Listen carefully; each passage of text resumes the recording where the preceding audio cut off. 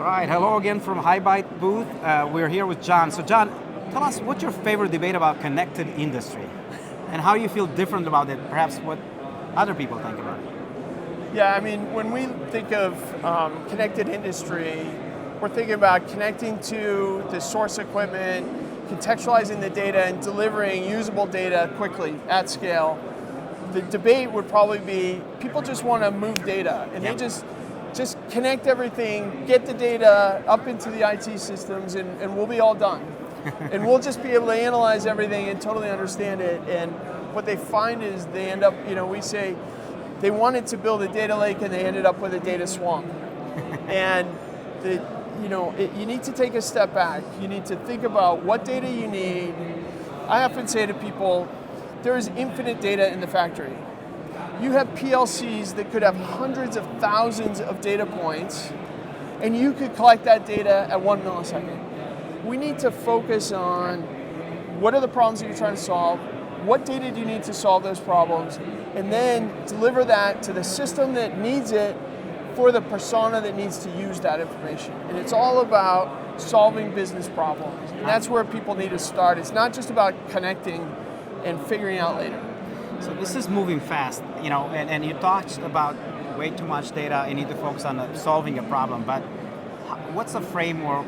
How do you balance the amount of data you need to collect for sustainability, also for the right operational data to run the process or the organization? Yeah, it's a challenge because sustainability is like a double-edged sword. If you're collecting all this data, you're also consuming resources, right? You're consuming, it costs money, it creates, and those resources could potentially be using non-sustainable approaches to power creation and whatnot. So again, you need to be very deliberate about what you're doing. For one use case, you may need data at millisecond resolution, but you may only need it every 10 minutes. I need a burst of 1,000 records. Right. For other use cases, I may need every 10 minutes I need the data, or maybe it's when the batch completes, I need a data set. Being very discrete about that means that you can optimize on the data that you need and not have too much, because the problem comes when it's too much. It's almost like taking a lean approach to data collection so that we can move faster. The systems aren't being clogged with information, and they're much more agile, and they can scale because we're only collecting what we need. Appreciate the insights there, and now we are at Hanover, and I want to close with one question.